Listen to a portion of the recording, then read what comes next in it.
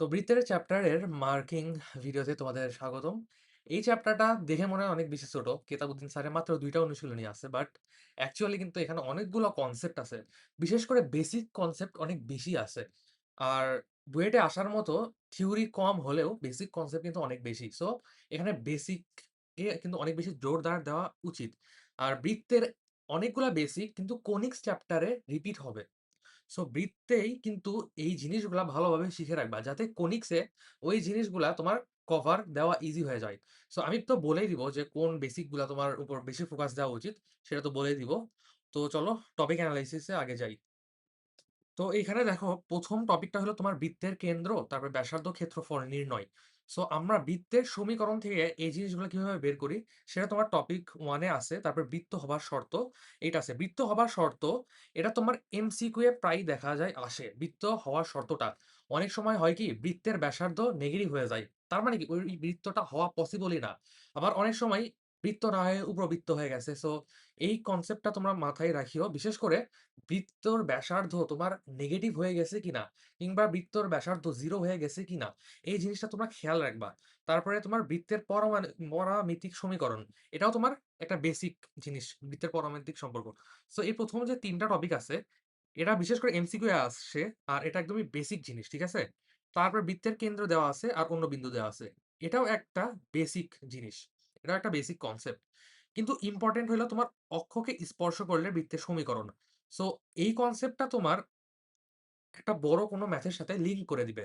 So এইটা directly না আসলেও এই কনসেপ্টটা লিঙ্ক আকারে আসে। এটা কি? একটা লিঙ্ক কনসেপ্ট। সো এখান থেকে বিশেষ করে এমসিকিউ এ কোয়েশ্চেন বেশি আসে। তো সিমিলারলি এর পরের যেগুলো টপিক আছে লাইক ৬, ৭, ৮ এগুলাও সেম লিঙ্ক আকারে চলে আসে। যেমন বৃত্ত এক্স অক্ষ আর ওয়াই অক্ষ থেকে কি পরিমাণ ছেদ করছে। তারপরে তোমার ব্যাসের প্রান্ত বিন্দু দেওয়া আছে। সো এইগুলা একদমই নরমাল কনসেপ্ট। তারপরে ৩ বিন্দুগামী বৃত্ত। তারপরে এই যে ৮ টা যে কনসেপ্ট আছে, এরপরের যে ৮ টা কনসেপ্ট আছে, এই জিনিসগুলা জাস্ট সূত্র জানলেই হয়। এই জিনিসগুলা সূত্র জানলেই হয়ে যায়। তোমার আলাদা করে বেশি ডিপের কনসেপ্ট আরকি জানার দরকার হয় না। বাট বেশি কোয়েশ্চেন এখান থেকে সলভ করার দরকার হয় না। তারপর আসি বৃত্তের সমীকরণ নির্ণয় করো, যার কেন্দ্র বিভিন্ন রেখার উপর অবস্থিত। সো এখান থেকে তোমার কোয়েশ্চেন আসতে পারে। এখান থেকে তোমার কোয়েশ্চেন আসতে পারে। টাইপ 9 থেকে। তাও খুব বেশি কোয়েশ্চেন যে আসবে বা খুব বেশি কঠিন কোয়েশ্চেন যে আসবে সেরকমও না। তারপরে সরলরেখার বৃত্তকে স্পর্শ করার শর্ত, এটা ইম্পোর্টেন্ট। এখান থেকে অনেক কোয়েশ্চেন দিতে পারে। স্পর্শকের কনসেপ্ট এখান থেকেই কিন্তু ডেভেলপ হয়।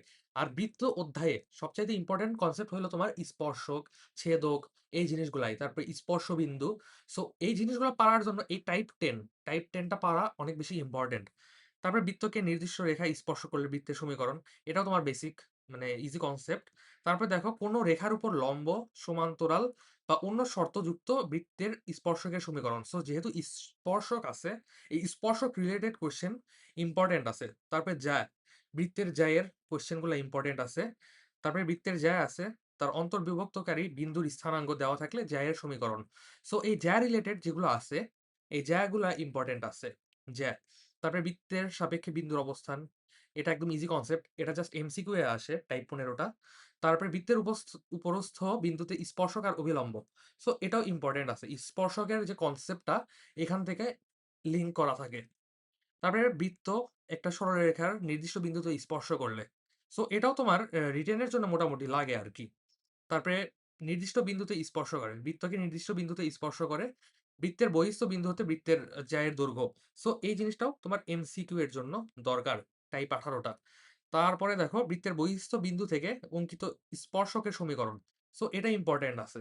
বহিঃস্থ বিন্দু থেকে বৃত্তের উপর ধরো যে একটা স্পর্শক আঁকাইলাম। এই স্পর্শকের সমীকরণটা এটা ইম্পোর্টেন্ট আছে। যদিও কোয়েশ্চেন কম আসছে কিন্তু আমি বললাম না যে এইখানে এমন কনসেপ্ট আছে যেটা কনিক্স এ রিপিট হবে। সো এই কনসেপ্টটা জায়ের কনসেপ্ট কনিক্স এ রিপিট হবে। তারপরে তোমার স্পর্শ জায়ের কনসেপ্ট কনিক্স এ রিপিট হবে। স্পর্শকের কনসেপ্ট বহিঃস্থ বিন্দু থেকে স্পর্শকের কনসেপ্টটা রিপিট হবে। আর কেতাবউদ্দিন স্যারের বই যখন দেখাবো তখন দেখাবো যে কোন থিওরি গুলা রিপিট হয় আর কোন থিওরি গুলা এখন থেকে তোমার জেনে রাখা ইম্পর্টেন্ট। ঠিক আছে? ওয়েট ভিডিও মেবি আটকে গেছিল। সো এরপরে তোমার সরলরেখা ও বৃত্তের অন্তর্ভুক্ত কোণ নির্ণয়। এটা অত বেশি আসে না। এটা তোমার কুয়েটে মাত্র একবারই আসছিল। এই কনসেপ্ট এটা অত বেশি আসে না। তারপরে সঞ্চারপথ তারপরে হলো বৃত্তের সাপেক্ষে বৃত্তের অবস্থান ও দুটি স্পর্শ মানে বৃত্ত স্পর্শ সংক্রান্ত এটা ইম্পোর্টেন্ট আছে। টাইপ ২২ তারপরে টাইপ ২৩ এটা ইম্পোর্টেন্ট আছে। সাধারণ জ্যা ২ টা বৃত্তের সাধারণ জ্যা এটা ইম্পোর্টেন্ট আছে। সো বৃত্ত থেকে যদি বলি কোন টাইপের কোয়েশ্চেন বেশি আসে? একটা হলো সমীকরণ গঠন, সমীকরণ গঠন। তারপরে বৃত্তের সাথে তোমার সরল রেখার যে সম্পর্ক আছে। বৃত্ত বৃত্তের সাথে যে সরল রেখার কনসেপ্ট মিল আছে সেখান থেকে কোয়েশ্চেন আসে। তারপরে তোমার স্পর্শক থেকে কোয়েশ্চেন আসে। স্পর্শক, স্পর্শক। তারপরে তোমার কোয়েশ্চেন আসে হলো স্পর্শক, তারপরে জ্যা, তারপরে স্পর্শজ্যা, এগুলা কনসেপ্ট স্পর্শজ্যা। সো এই কনসেপ্টগুলা তোমরা বেশি করে দেখবা, বেশি করে দেখবা। এখন আসি তোমার একদম টাইপের ভিতরে। সো এখান টাইপ 1 নিয়ে আমি অলরেডি বলে ফেলছি। তো এখানে আর ফার্দার কিছু বলার দরকার নাই। এই যে কোয়েশ্চেনটা আসলে এটা ভালো কোয়েশ্চেন দিছিল। রুয়েটে আসলে একটা ভালো কোয়েশ্চেন দিছিল। একদমই ইজি কোয়েশ্চেন কিন্তু মানুষ মানে যারা ঠিকভাবে এটা থিংক করতে পারবে না কোয়েশ্চেনটা, তারা অনেক কাহিনী করবে এটা আরকি। অনেক কাহিনী করবে honestly। তারপরে দেখো বৃত্ত হওয়ার শর্ত। এটা এমসিকিউ এর জন্য ইম্পোর্টেন্ট, এমসিকিউ। তারপরে তোমার আসি পরামিতিক, এটা এমসিকিউ এর জন্য ইম্পোর্টেন্ট।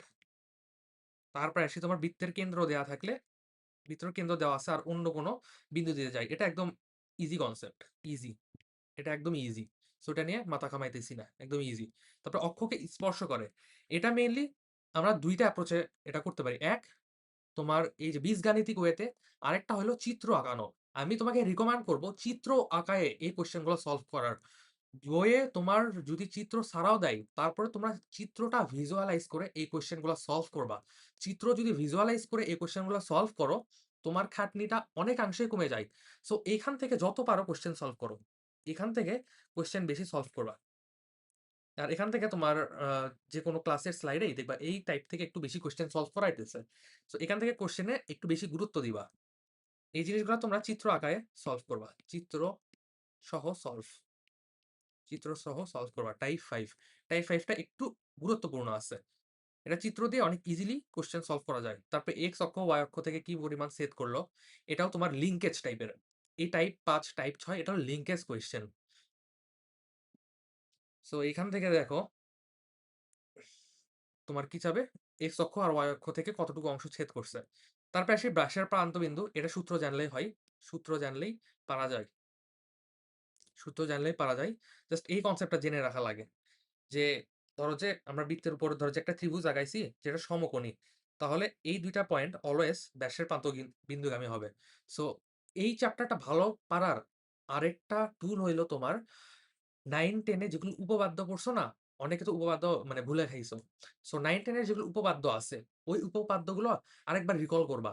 বৃত্ত রিলেটেড হোক, সরলরেখা রিলেটেড হোক, ত্রিভুজ রিলেটেড হোক, ওই উপপাদ্যগুলা একবার রিকল করবা। উপপাদ্যগুলো একবার রিকল করবা। তারপরে ৩ বিন্দুগামী বৃত্ত। এখানে দেখবে একটা শর্টকাট দেওয়া আছে। এই শর্টকাট দেখলে তোমার মাথা হ্যাং করবে। এই শর্টকাটটা আমি জীবনে মুখস্থ রাখতাম না। আমি করতাম কি? একটা সমীকরণে ৩ টা বিন্দুর মান বসাই দিয়ে আননোন ভ্যালু জি, এফ আর সি এর ভ্যালুগুলা বের করতাম। সো এই জিনিসটা তোমার শর্টকাট মুখস্থ রাখার দরকার নাই। শর্টকাটটা মুখস্থ রাখার দরকার নাই। আর এটা আমি মেইনলি কেমনে করতাম? আমি এমনে সমীকরণ বানাইতাম। ঠিক আছে? 2gx প্লাস 2fy প্লাস ধরো যে plus c is equal to minus x square minus y square. এখানে এক্স আর ওয়াই এর ভ্যালু বের করে আমি ৩ টা সমীকরণ জলদি, জলদি বের করতাম। অনেকে ১ম এ এই পুরা সমীকরণ লিখবে। তারপরে মান বসাবে। তারপরে আবার মাইনাস হাবি-জাবি অনেক কাহিনী করবে। সো অত কাহিনী করার তোমার দরকার নাই। তোমরা জাস্ট ডিরেক্টলি এই জিনিসগুলা করে দিবা। ডিরেক্টলি এটা ইউজ করবা। তাহলে কিন্তু তোমার অ্যান্সার চলে আসবে। এটা ডিরেক্টলি তুমি ক্যালকুলেটরেও করতে পারো। আবার মাথায় করতে পারো, লিখলেও করতে পারো। তোমার ইচ্ছা আরকি। এইটা ডিরেক্ট মানে তোমার যেটা ভালো মনে হয়, তোমার কাছে যেটা ফাস্ট মনে হয় সেটা করবা। ফাস্ট হওয়া কিন্তু ইম্পোর্টেন্ট ম্যাথের ক্ষেত্রে। সো কেমনে সময় বাঁচানো যায় সেটা নিয়ে ভাববা। সো ৩ টা বিন্দু থাকলে বিন্দুগুলা মান বসাবা। এই তো ৩ টা সমীকরণ বানাবা। ক্যালকুলেটরে ডিরেক্ট সলভ করবা। সো এমনভাবে সমীকরণ বানাবা যাতে তোমার টাইমটা সেভ হয়। ঠিক আছে? যাতে তোমার টাইমটা সেভ হয়। এইটাতে ফোকাস দিবা। তো তারপরে আসি তোমার বৃত্তের সমীকরণ নির্ণয়। ধরো যে একটা কেন্দ্র বৃত্ত আছে। কেন্দ্র কোন একটা রেখার উপর দিয়ে গেছে। সো এইটাও মোটামুটি ইম্পোর্টেন্ট আছে। সো এই ম্যাথ গুলাও সলভ করো। এখানে এই টাইপের ম্যাথটা বইয়েও মেবি বেশি কোয়েশ্চেন দেওয়া আছে। সো এই টাইপটাও তোমার বেশি ইম্পোর্টেন্ট। এখান থেকে এমআইএসটি তে আসছে। তারপরে দেখো তোমার বুয়েটেও আসছে কিন্তু এই টাইপ থেকে। সো এই টাইপটাও দেখে রাখবা। আর সবচাইতে ভালো হয় কোয়েশ্চেন গুলা তুমি নিচ থেকে যত বেশি অ্যাপ্রোচ করবা, তত তোমার জন্য বেনিফিট। যত বেশি নিচ থেকে অ্যাপ্রোচ করবা, তত বেনিফিট। তারপরে সরলরেখাকে বৃত্ত স্পর্শ সংক্রান্ত। সো এই টাইপের কোয়েশ্চেন আমরা অনেকভাবে সলভ করতে পারি। সো এই কনসেপ্টটা তোমার আইদার চিত্র দিয়ে বুঝে, বুঝে করতে পারো, অথবা তোমরা এই যে নিউমেরিক্যালি ওয়ে বা সূত্র এপ্লাই করে এই জিনিসটা করতে পারি। তোমার সরলরেখা চ্যাপ্টারে বলছিলাম যে লম্ব সূত্র, ওইটা ভালোভাবে এপ্লাই করার জন্য। সো এটা কিন্তু ওই লম্ব দূরত্ব বের করার সূত্র, ওইটাই কিন্তু আমরা এপ্লাই করে এই ম্যাথগুলো সলভ করি। সো তোমরা ২ অ্যাপ্রোচেই করতে পারো। তোমার যেটা আরকি মানে ইজি মনে হইতে পারে। মানে যেটা তোমার ইজি মনে হয় সেটাই করবা আরকি। আর এগুলার কিন্তু কিছু শর্টকাট আছে। এটার কিছু কিন্তু শর্টকাট আছে। এই শর্টকাট গুলো দেখে রাখবা। লাইক এই নাম্বার 5 এর ক্ষেত্রে তোমাকে আমি একটা হিন্ট দেই, ঠিক আছে? যে তুমি এরকম শর্টকাট নিজে, নিজে বানাবা। ax + by + c = 0, এই সরলরেখা যদি তোমার একটা বৃত্তকে যদি স্পর্শ করে, তাহলে এই স্পর্শ করার সূত্রটা বা শর্টকাটটা নিজে, নিজে তোমরা বানায় ফেলবা। এরকম কয়েকটা শর্টকাট তোমরা যদি নিজে, নিজে বানায় ফেলতে পারো, এই কোয়েশ্চেন গুলো অনেক জলদি, জলদি তোমরা সলভ করতে পারবা। সো শর্টকাট গুলা তারপরে কোন, কোন জিনিস মুখস্থ রাখতে হয় সেটাও বলে দিচ্ছি। তারপরে দেখো এই শর্ত, এই তো দেখো y = mx + c, যদি এই সমীকরণটাকে শর্ত মানে ছেদ করে, তার শর্তটা পড়বা। এটা তো একটা সিম্পল এটা তো একটা সিম্পল কেস। যদি সিম্পল কেস হয় তাহলে এই শর্টকাটটা আমরা ইউজ করি। আর যদি একটু কমপ্লেক্স কেস হয়, তোমার এই ইকুয়েশনটা দিল, তাহলে কিন্তু আমরা একটা ডিফারেন্ট শর্টকাট ইউজ করি। সো ওই শর্টকাটটা তোমরা নিজে, নিজে প্রমাণ করে করার ট্রাই করবা। এটা তোমাদের টাস্ক। তারপরে আসি তোমার এই দেখো এই স্পর্শগুলাই, এই সি এর মান, মেইনলি এখানে সি এর মানটাই চাই। এখান থেকে ওই ঘুরে ফিরে একই কোয়েশ্চেন। এই ঘুরে ফিরে দেখো সি এর মান, কে এর মান, এগুলাই কিন্তু চাই। এগুলা একটা আননোন ভ্যালুটাই চাই। সো তোমরা যারা এই শর্টকাটটা বুঝে, বুঝে সলভ করতে পারবা, তারাই কিন্তু এই টাইপের সব কোয়েশ্চেন সলভ করতে পারবা। জাস্ট এটা একটা হিন্ট দিলাম। তারপরে আসি তোমার একটা নির্দিষ্ট সরলরেখাকে যদি স্পর্শ করে। সো এটা ডিফারেন্ট, ডিফারেন্ট কন্ডিশন দেয়া থাকবে। ওই কন্ডিশনের উপরে করে ফেলিও। এই টাইপের কোয়েশ্চেন একটু বেশি প্র্যাকটিস করে ফেলিও। কারণ এখানে মানে কন্ডিশন ভ্যারি করে। এই কোয়েশ্চেনটা অনেক বেশি আসে। এই কোয়েশ্চেনটা অনেক বেশি আসে মানে বোর্ড সিকিউ এ অনেক বেশি আসে এই কোয়েশ্চেনটা। তারপরে আসি লম্ব, তারপরে সমান্তরাল, এইগুলা শর্তযুক্ত স্পর্শক বের করা। সো স্পর্শকে অলওয়েজ ওই লম্ব সূত্রটা এপ্লাই করা। এটা কিন্তু পুরাই সরলরেখার কনসেপ্ট। তো সরলরেখার কনসেপ্ট কিন্তু বৃত্তের সাথে অনেক বেশি লিঙ্ক করা থাকে। সো এই লিঙ্ক করা কনসেপ্টটা তোমরা ভালোভাবে যদি এপ্লাই করতে পারো, তাহলে কিন্তু অ্যান্সার মিলে যাবে। ওই যে সমান্তরাল হওয়ার শর্ত, লম্ব হওয়ার শর্ত আমরা পড়ে আসছি কিন্তু মানে সরলরেখায়। সো এই টাইপটা থেকে মানে বৃত্ত থেকে আসলে এক্সাক্টলি বলা যায় না যে এখান থেকে কোয়েশ্চেন আসবে। তো আমরা বলে দিতে পারি যে যা স্পর্শক থেকে আসে। তবে এখান থেকে অনেক বেশি কোয়েশ্চেন সলভ করা লাগে। অনেস্টলি। তারপরে জাইয়ের দৈর্ঘ্য, এটা ইম্পোর্টেন্ট। তারপরে এই যে সূত্র আছে লম্ব দূরত্বের যে সূত্র, কন্ডিশন যে এপ্লাই, এই যে কন্ডিশন এপ্লাই, এটা ইম্পোর্টেন্ট। এই কন্ডিশন এপ্লাই করা শিখতে হবে। Condition apply. তারপরে তোমার এই অ্যাঙ্গেল বের করা, তারপরে দৈর্ঘ্য বের করা। এই জিনিসগুলা তোমরা দেখবা। এটা এমসিকিউ বেশি আসে। তারপরে আসি তোমার ধরো যে একটা জ্যা দিল, জ্যায়ের ধরো একটা বিন্দু দেওয়া হইছে। ওই বিন্দু থেকে তোমরা বের করবা জ্যায়ের সমীকরণ। সো এইটা। আরেকটা দেখো জ্যায়ের যদি মধ্যবিন্দু দেওয়া থাকে, ঠিক আছে? জ্যায়ের যদি মধ্যবিন্দু দেওয়া থাকে, এই কনসেপ্টটা ভালোভাবে দেখবা। আর অলওয়েজ প্রসেসটা মুখস্থ রাখবা, ঠিক আছে? এখানে দেখো প্রসেস সুন্দরভাবে দিছে। সো প্রসেসটা মুখস্থ রাখবা, তাহলে কাজ হয়ে যাবে। সো এই জিনিসটা তোমরা যদি ডিরেক্ট এপ্লাই করো, T = S1, তাহলেও হবে। অথবা তোমরা ম্যানুয়ালি ব্যাপারটা করতে পারো। বুঝে, বুঝে ম্যানুয়ালি ব্যাপারটা করতে পারো। সো কেতাবউদ্দিন স্যারে যেহেতু এটা দেওয়া আছে T = S1, সো অ্যাডমিশনে অলওয়েজ T = S1 এপ্লাই করবা। এইচএসসি তে তোমরা প্রসেস 2 টা ফলো করতে পারো। বাট অ্যাডমিশনে যেহেতু আমরা সময়টা বাঁচাবো, সো এইজন্য অলওয়েজ প্রসেস 1 টা ফলো করবা। আর কেতাবউদ্দিন স্যারের বইয়ে এই সব টাইপ খুব সুন্দরভাবে দেওয়া আছে। খুব সুন্দরভাবে দেওয়া আছে। তোমরাও ওটা সুন্দরভাবে নোট করবা। কেতাবুদ্দিন স্যারের বইয়ে যখন আসবো সেটা দেখাবো। দেখো এই কনসেপ্টটা, এই ম্যাথ কিন্তু আমি ১ লাইনে সলভ করতে পারি। তোমরা এত বেশি প্রসেস এপ্লাই না করে জাস্ট ১ লাইনে এটা কিন্তু করা পসিবল। T = S1 ব্যবহার করে। তারপর আসে বৃত্তের সাপেক্ষে বিন্দুর অবস্থান। এটা জাস্ট এমসিকিউ এর জন্য আসে। এমসিকিউ এর জন্য দেখে রাখিও। তারপরে বৃত্তের উপরস্থ কোন বিন্দুতে স্পর্শক, এটা সবচাইতে বেশি ইম্পোর্টেন্ট। সো এটাও তোমার বৃত্তের উপর যে কনসেপ্টটা খাটবে, সেটা তোমার উপবৃত্ত, পরাবৃত্ত এগুলার ক্ষেত্রেও কিন্তু খাটবে। সো এই কনসেপ্টটা হলো T = 0 সো T = 0 হলো স্পর্শক বৃত্তের উপরস্থ। একটা জিনিস খেয়াল রাখবা, কোয়েশ্চেন কিন্তু ২ ভাবে হয়। এক বৃত্তের উপরস্থ একটা বিন্দু দিবে অথবা তোমার বৃত্তের বহিস্থ বিন্দু থেকে স্পর্শক। সো স্পর্শকের ক্ষেত্রে এই জিনিসটা মাথায় রাখবা যে বলতেছে ই সো তুমি এই জিনিসটা খেয়াল রাখবা যে কোয়েশ্চেনে তোমার বৃত্তের উপরস্থ বিন্দু দিছে নাকি বৃত্তের একটা বহিস্থ বিন্দু দিছে। এই জিনিসটা কেয়ারফুল থাকবা। তারপরে তোমরা অ্যান্সারটা করবা। আর স্পর্শক যদি আমরা পাই, আমরা তো ইজিলি তোমার অভিলম্বের সমীকরণটা বের করতে পারবো। স্পর্শকের উপর যেটা লম্ব সেটাই কিন্তু অভিলম্ব। এটা একদম ইজি একটা কনসেপ্ট। এটা একটা ইজি কনসেপ্ট। সো এই সূত্রটা তোমার মুখস্থ রাখা লাগবে না। তুমি ১ম এ স্পর্শক বের করবা t = 0 থেকে। তারপর স্পর্শকের উপর লম্বটা আগায় ফেলবা। তাহলে তোমার অ্যান্সারটা বের হয়ে যাবে ইজিলি। সো এই মানে ইকুয়েশনটা মুখস্থ রাখার দরকার নাই। সো এখান থেকে তোমার ইজি কোয়েশ্চেনই আসে। ঘাবড়ানোর কোনো দরকার নাই। কিন্তু এই টাইপটা অনেক বেশি ইম্পোর্টেন্ট। এটা ইম্পোর্টেন্ট রিটেন এর জন্য। তারপরে আসি তোমার একটা বৃত্ত একটা সরলরেখাকে নির্দিষ্ট বিন্দুতে স্পর্শ করে। ধরো যে একটা বৃত্ত একটা সরলরেখাকে নির্দিষ্ট বিন্দুতে স্পর্শ করে। আর বৃত্তটি আরেকটা নির্দিষ্ট বিন্দুগামী। সো এই জিনিসটা ভালোভাবে দেখে নিও। এই টাইপের জিনিস মেবি তোমার আর কি এয়ার খলিফার সূত্র দিয়েও করা যায় খুব সম্ভবত। তোমরা একটু দেখে নিও এয়ার খলিফার সূত্রটা। তারপর স্পর্শকের দৈর্ঘ্য, তারপর স্পর্শকের যে সমীকরণ বের করা, এটাও ইম্পোর্টেন্ট। স্পর্শকের দৈর্ঘ্য, স্পর্শকের সমীকরণ। এই তো S1, S1 হলো আমাদের স্পর্শকের সমীকরণ বের করা। যেটা বহিস্থ বিন্দু থেকে ধরো যে তোমার একটা স্পর্শক আঁকাবো। এই স্পর্শকের সমীকরণের শর্টকাট হইলো এইটা। এটা কিন্তু তুমি ডিরেক্টলি এপ্লাই করতে পারবা। S1 এগুলো হাবিজাবি থেকে। এটা একটু দেখে নিও। এইটার শর্টকাটটা দেখে রাখিও। কনসেপ্টটা দেখে রাখিও। না, এটা মেবি S1 ডিরেক্টলি এপ্লাই করা যায় না খুব সম্ভবত। এটা তোমরা কেমনে বের করবা সেটা দেখাই। তোমরা ১ম এ ধরো যে বহিস্থ একটা বিন্দু দিছে, এই সরল রেখার একটা সমীকরণ বের করবা। y - y1 = m * x - x1 থেকে। আর এই বৃত্তের যেগুলো কন্ডিশন আছে, ওই কন্ডিশন গুলা থেকে তোমরা সমাধান করার ট্রাই করবা। সো এটা একটা ইম্পোর্টেন্ট। এটা ইম্পোর্টেন্ট জিনিস।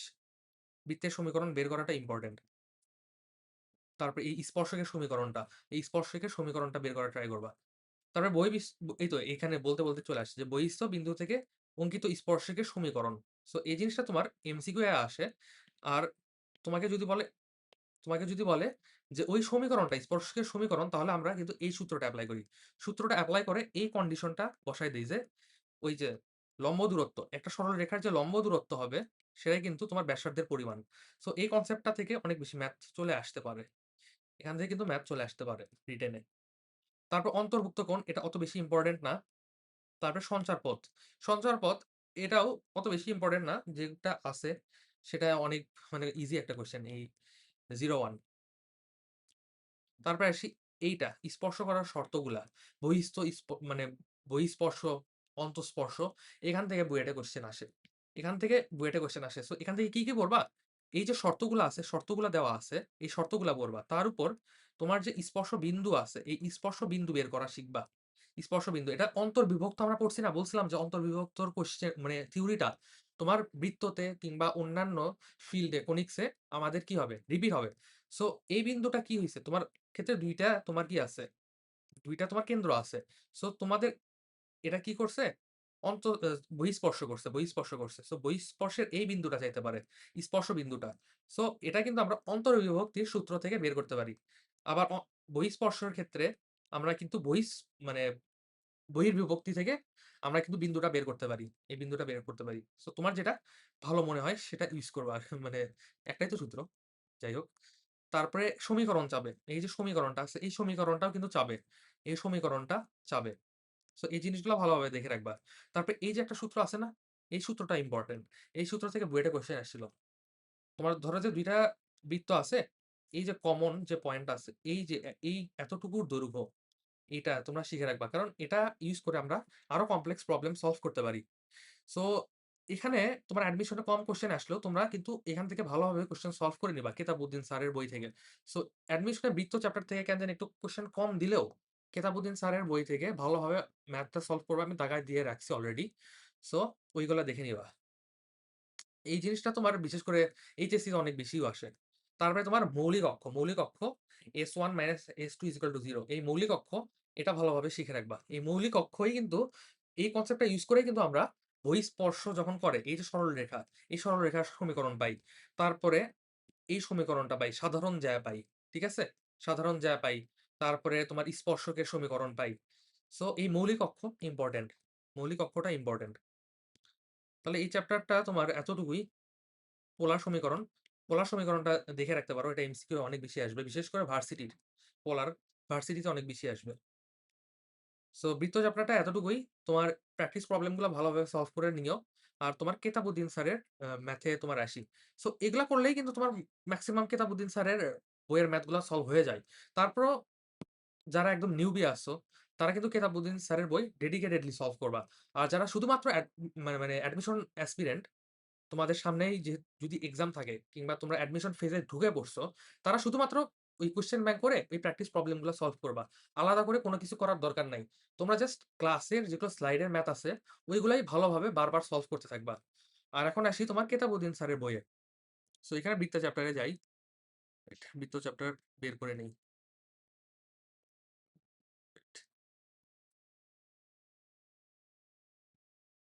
সো বৃত্ত চ্যাপ্টারে আসি।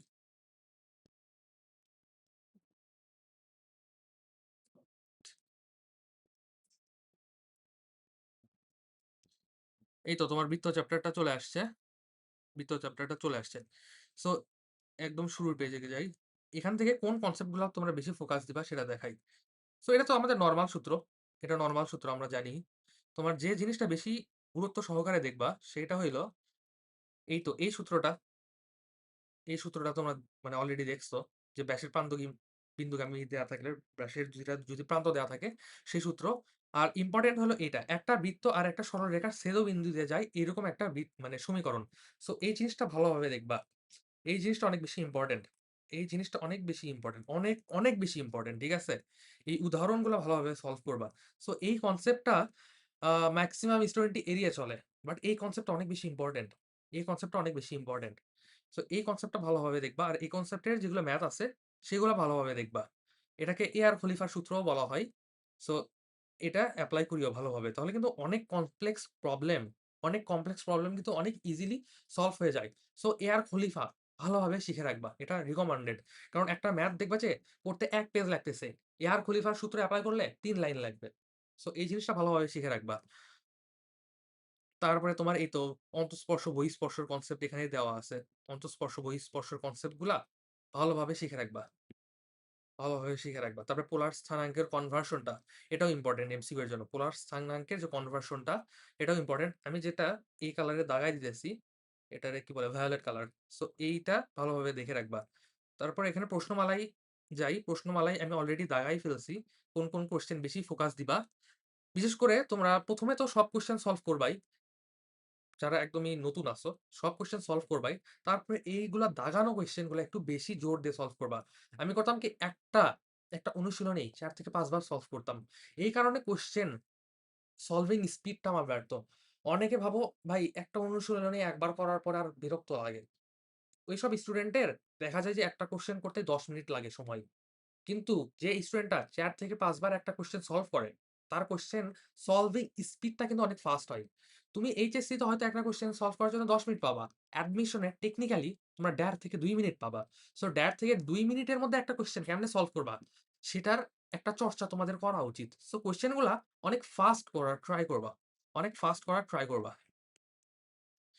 এখানে আমি সব দাগায় দিছি। সো দাগানো বইয়ের পিডিএফটা তোমাদের দিয়ে দিব। সমস্যা নাই। দাগানো বইয়ের পিডিএফটা দিয়ে দিব। আর এই কনসেপ্ট গুলা দেখো। এই তো এই কনসেপ্ট গুলা দেখো। এই কনসেপ্ট থেকে কিন্তু তোমাদের কোয়েশ্চেন আসে। অভিলম্বের সমীকরণ। এই তো এই কনসেপ্ট গুলা দেখে রেখে অভিলম্ব। তারপরে তোমার এই যে শর্টকাটটা আছে সি, অলরেডি কিন্তু এটা দেখাই দিছি অলরেডি। তারপরে তোমার এই তো বহিঃস্থ বিন্দু থেকে অঙ্কিত স্পর্শকের যে প্রসেসটা আছে, এই প্রসেসটা তোমরা মনে রাখবা। ঠিক আছে? এই প্রসেসটা। আর এটার একটা শর্টকাট হইলো এইটা। এটার শর্টকাট কিন্তু তোমার পরাবৃত্ত, উপবৃত্ত, অধিবৃত্ত সব জায়গায় এপ্লাই করতে পারবা। সো এই চ্যাপ্টারটা এমনভাবে মনে রাখো যাতে কনিক্সে গিয়ে এই জিনিসটা আবার রিপিট না করতে হয়। কনিক্সে গিয়ে যেন ইজিলি কোয়েশ্চেন গুলো সলভ করতে পারো। সো এই সূত্রগুলা তোমরা ভালোভাবে দেখে রাখবা যে টি কাকে বলে, তারপরে S1 এগুলোর আইডেন্টিটি ভালোভাবে শিখে রাখবা। বইটা একটু ভালোভাবে দেখিও। কারণ এই জিনিসটা মেক্সিমাম টিচারই স্কিপ করে যায়। সো এই জিনিসটা তুমি নিজ থেকে একটু ট্রাই করিও বইয়ের এই পার্টটা দেখার। বই আমি সবসময় রিডিং করতে বলব না। বাট এই পার্টটা, এই সূত্রটা কেমনে আসলো, এই সূত্রটা একটু বোঝার ট্রাই করিও। ঠিক আছে? এই সূত্র বোঝার ট্রাই করিও। আর উদাহরণের প্রবলেম গুলা সলভ করিও সাথে, সাথেই। তারপরে তোমার আসি স্পর্শকের দৈর্ঘ্য। স্পর্শকের দৈর্ঘ্যের এই কনসেপ্টটা দেখে রাখিও। এখানে মেইনলি তোমার সূত্রটা মুখস্থ রাখলেই হয়। এই যে এই সূত্রটা মুখস্থ রাখলেই হয়। তারপরে আসি তোমার বৃত্তের মধ্যবিন্দু দেয়া আছে, জ্যায়ের মধ্যবিন্দু। তাহলে এই সূত্রটা এপ্লাই করি আমরা। সো এটাও তোমরা দেখে রাখিও। এটার কনসেপ্টটাও তোমরা দেখে রাখিও। এটার কনসেপ্টটাও দেখে রাখিও। তারপরে এই দৈর্ঘ্য নির্ণয় এটাও ইম্পোর্টেন্ট। তারপরে আসি স্পর্শজ্যা। স্পর্শজ্যায়ের কনসেপ্টটাও দেখে রাখিও।